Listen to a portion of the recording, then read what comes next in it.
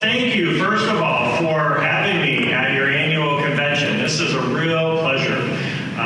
You're always it's a fun meeting, I have to say, and I really enjoy spending time with you. So I thought I would talk today about kind of two domains, if you will. Starting off talking about a couple of national initiatives that are affecting here in Wisconsin.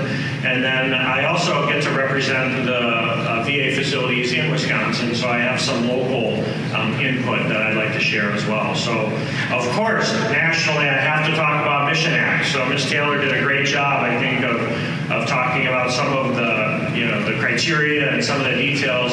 I think I'll talk more about, from a local healthcare perspective, what I think that the bigger impacts will be. So just to reiterate, MISSION stands for Maintaining Internal Systems and Strengthening Integrated Outside Networks. And so it was signed off a year ago yesterday, and was officially, game day was yesterday. In fact, I started my morning meeting at Milwaukee saying, all right, it's game day, everybody, because we had done so much in preparation to make sure that we were more prepared than we were. We all know that choice didn't get implemented the way that we all wanted it to. And so we made a real commitment to make that different with Mission. So I think when I look at the criteria and the changes in the law, I think really the biggest change is with the urgent care benefit. This is a new benefit, right? So this is brand new. We've in the past only been able to come into either your local emergency department and their criteria on getting that covered, or into the VA. Now having building an in-network group of urgent care centers, I think it's the right thing to do for veterans, for population health. It's going to help from a prevention standpoint, which is really our MO, right? So if you have pink eye, if there's a minor burn or whatever, I think the encouragement is that veterans will go in and seek that care rather than holding off and the symptoms of a flu or whatnot getting worse before they can get treated. So it is important, though, to know, so the criteria, I'll expand on that a little bit. So for priority groups 1 through 5, this is in a calendar year. The first 3 visits to an in-network urgent care center are free. There's no copay. But from visits 4 and on, there's a 30-day copay for each visit. Okay, that's priority groups 1 through 5. Priority group 6 is kind of split. So if the visit is related to combat experience, a special authority, or exposure, then it's the same criteria as priority groups 1 through 5, right? So first 3 visits are free. After that, 30-day copay. For the rest of the priority group 6 folks and priority group 7 and 8, there's a $30 copay for each visit, starting with the first one. And again, the start and stop periods for the eligibility are calendar year. Okay. So I think that's probably the biggest concrete change, and I think an advantage in the law that was made effective yesterday. Now, in terms of locations, we are working with TriWest, a third-party vendor. They are working on developing and growing the in-network facilities that veterans can go to. You need to go to an in-network facility, otherwise you would be billed like any other patient that would come. So I guess I'm asking for your patience in this world. When we looked at there's a website that all employees and veterans can go to where the urgent care centers pop. There's a few of them around Milwaukee. There's one of them that just popped in Appleton when I was out there yesterday rounding. But there's a fair amount that is not covered in the state of Wisconsin yet. TriWest is working feverishly to bring more urgent care centers on board. And so I think we're going to see every week, every day, potentially potentially more of them, certainly throughout the nation, popping. And they're prioritizing areas like Green Bay, right, where we have a concentration of veterans and of need, but we don't have urgent care centers identified yet. So they indicated that they're well on their way to identifying a bunch of additional ones in Wisconsin, and they gave a timeline of by mid-February, their expectations that we're going to have a much more thorough network of these urgent care centers. So again, I think that's a big change. The other change that Ms. Taylor had talked about is in terms of the access standards. So I wanted to highlight that, or repeat that, I guess. So it's not mileage anymore, right? It's for primary care and mental health care. It's a drive time of 30 minutes is the cutoff. Anything after 30 minutes, then the veteran can choose to get their care into the community. Or if our access cannot meet a 20-day access timeline to be able to get that veteran in. For specialty care, it's 60-minute drive time is the cutoff, and 28 days of access to care. So that is a change.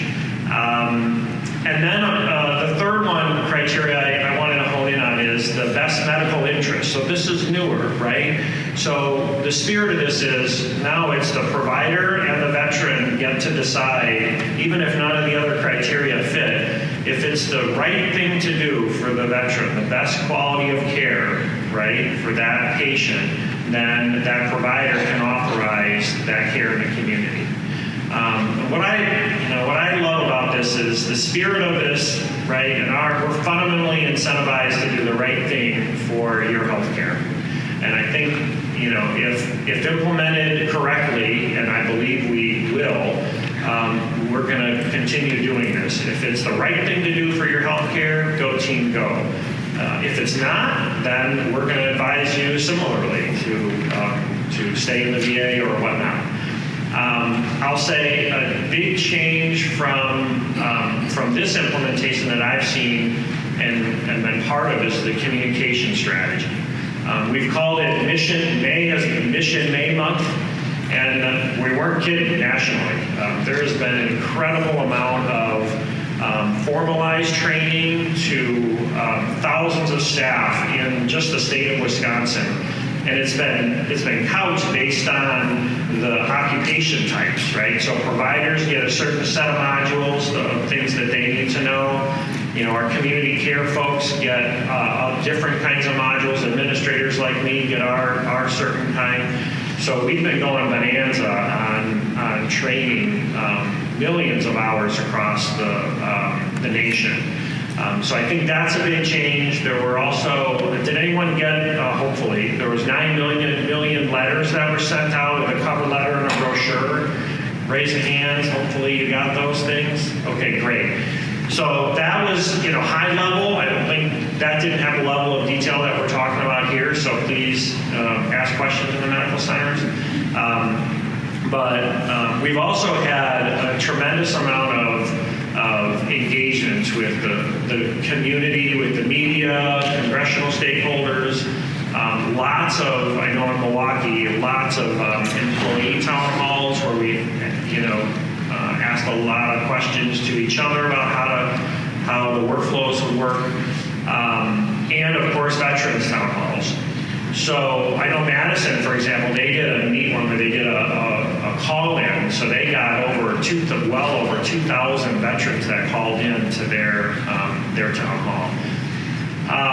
I'll tell you,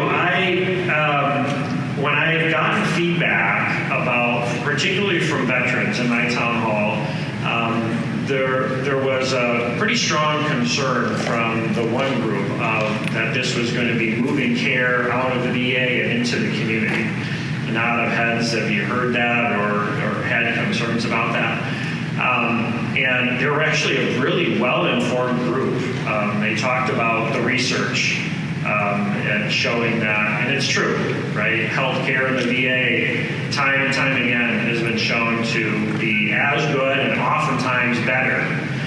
In fact, usually better, whether you're talking mental health, inpatient, outpatient care. And so they asked me, what my concerns were. And I said two things, candidly. One was the turnover of game day yesterday.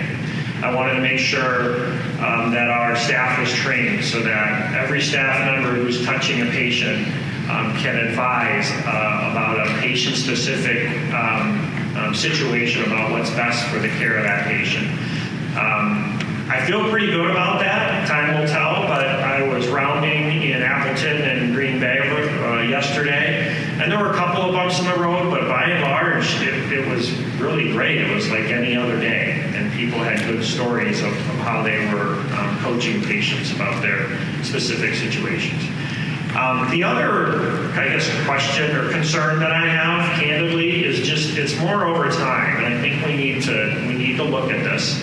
That I don't know. I do have concerns that patients who are in the community who are looking at, for example, the drive time criteria, someone who is say 35 minutes away from a VA, a facility for primary care, they say, hey. I'll go to my local doctor. And, again, if that's the best medical care for that patient, more power to them. I would support it as well. But we know, right, the literature tends to show that that's not the case.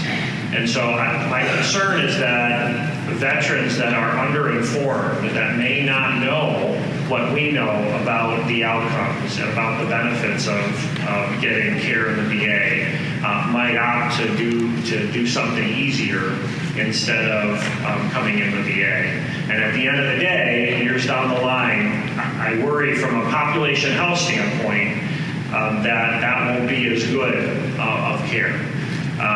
Certainly, the literature speaks for itself, but I think there's a lot to be said for the continuum of care that we offer. I think that's a strong advantage.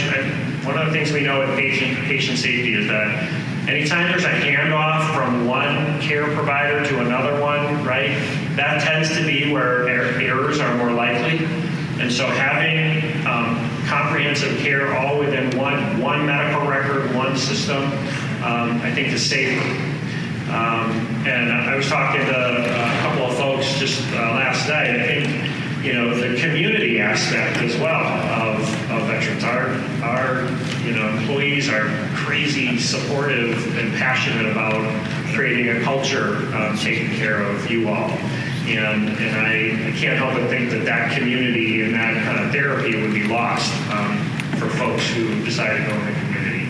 But be that as it may, I respect the decision that each patient, every veteran needs to vote with their feet. So I already talked about best medical interest. Ms. Taylor talked about this too. This is really one aspect of the Mission Act. There really are other ones coming down the pike. There is retention and relocation recruitment incentives that are built into Mission Act that increase the threshold, for example, for our education debt reduction program for our physicians, right? It costs a heck of a lot of money to go to medical school. And our ability to recruit physicians is heightened in that we can help pay down some of their debt. That's how we get some of the rock star docs that we get. So it increases the flexibilities, allows us to compensate, to pay more of those loans and so forth. So that stuff is coming down the pike. There's infrastructure pieces to helping us with our physical infrastructure in the VA. And then lastly, the caregiver support program. So I think the other national thing I wanted to share is with the budget. These are not finalized yet, but the budget years for 2020 and 21, the proposed ones look pretty strong for VA. I expect that our kind of local day-to-day budgets are going to be increase with essentially flat, increase with standard of living or interest, or inflation. But but there will be additional dollars, I expect, a significant amount for us to invest in things like suicide prevention, you heard a lot about today. Women's health is another area that we are going to invest in. And then telehealth. I've heard it talked about a bit today. I really believe when we talk about access and real population health, the future really is in our outpatient clinics, and it's in telehealth. It's the notion of being able to get care at your kitchen table with connected Bluetooth devices. I think that level of convenience is going to it's going to make it easier to get more care and more preventative care, therefore better population health, I believe, for our population.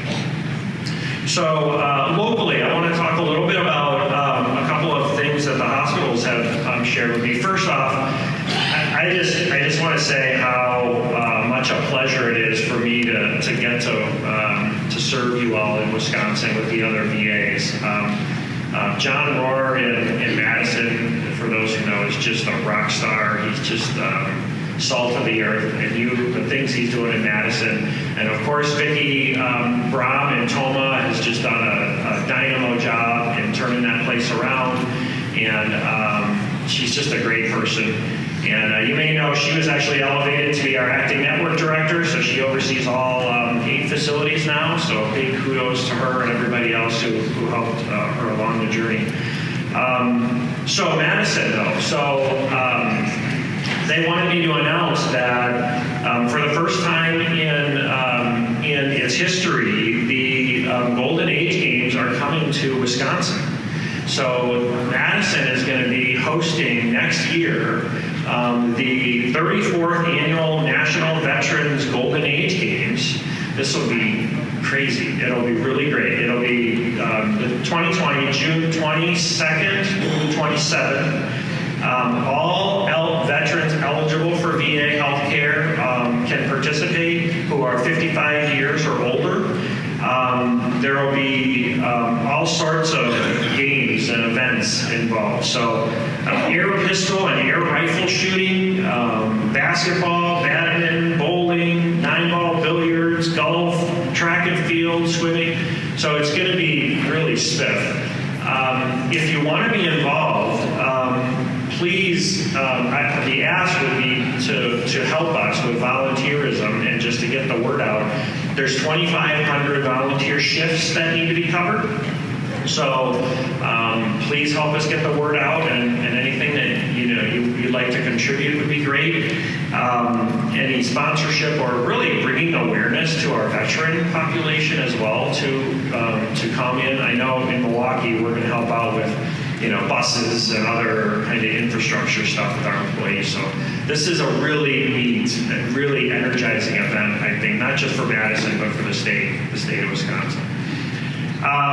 In Milwaukee, a couple of things I want to highlight. I know I'm sure I echo all of VA, but particularly Wisconsin, when I thank the DAV, I don't know how to put into words how much gratitude that we have for what you all provide for our veterans. I got data for just Milwaukee itself from October of last year through April that DAV provided 23,000 hours, over 23,000 volunteer hours for our veterans.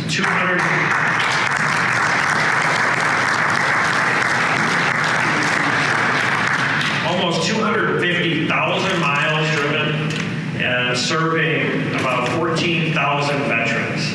I mean, there's no way that we can do. I'm very proud of what we do. We provide great care. I love our staff, but there's things that we can't do without all of your support. And the passion that I see in the DAV vehicles I see, and the passion from your volunteers is just crazy. So thank you so much for everything you do.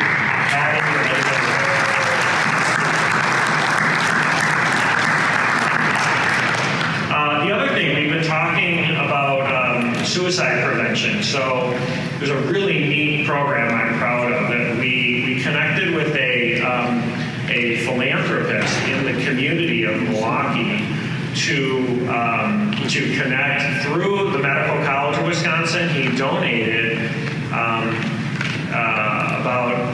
$140,000 of his own money to start a new program that we're calling the Captain John Mason Peer Outreach Program to help us prevent suicide. So the story is this, that his lifelong friend and veteran of over 60 years decided to take his life a couple of years ago, and this individual wanted to help out. And so he met with us at MCW, and we helped shape how we can work together to take care of, remember that 14 out of 20 veterans who decide to take their lives every day are not connected in the VA? We heard that statistic earlier. Well, outreach, I really think, is the key. So we've had that program up and running. It's for a staff member who's a veteran, going to churches and schools and other areas to educate folks about suicidality and to bring more folks into the veteran or into the VA. So we've got some really positive early data, but we need more. So I just learned last month that we've been working with this individual, and he donated funds to support another 2 years.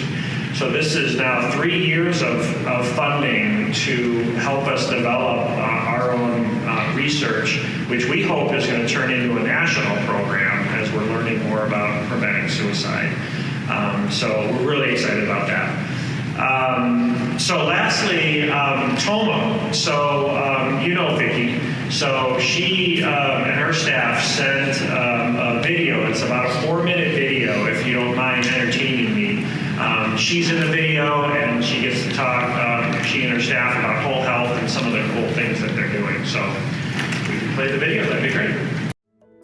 The Toma VA Medical Center represents our nation's renewed commitment to the men and women whose service and sacrifice have preserved the quality of life and freedoms that make our country unique.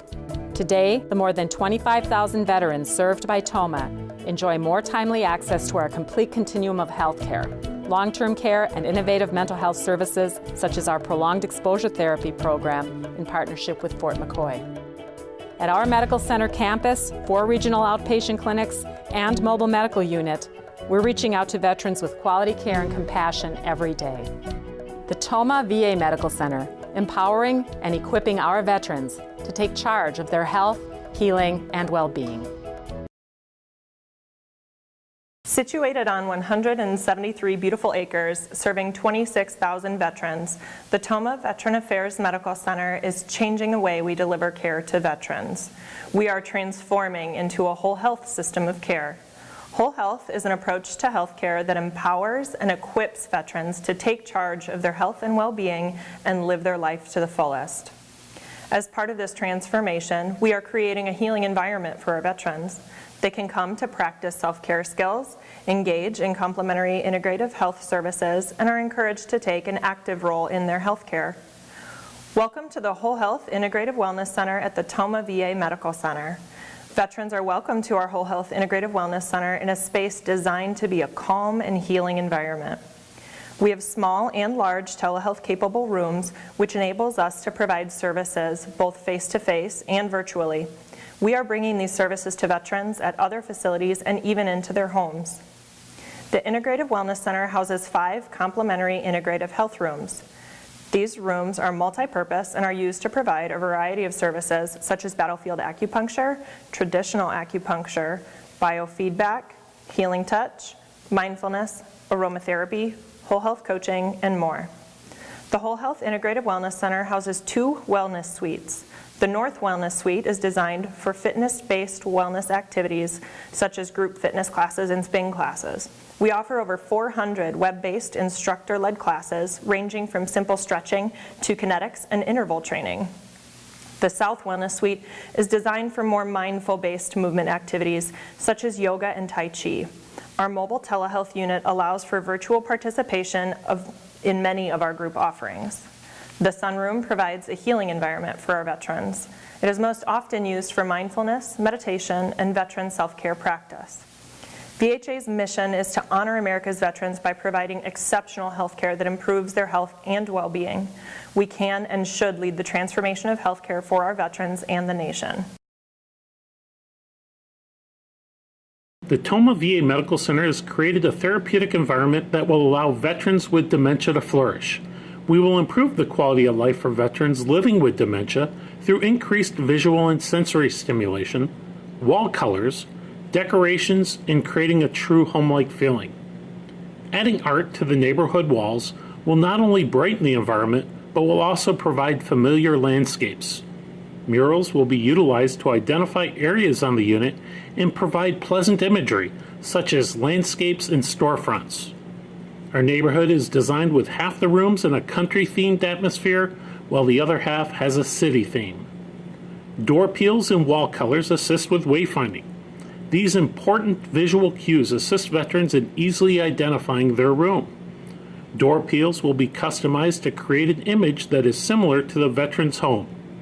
Each neighborhood hall will be painted with a unique color to assist in wayfinding. Resident rooms will also be painted with a color assigned to that hallway for further assistance in room identification.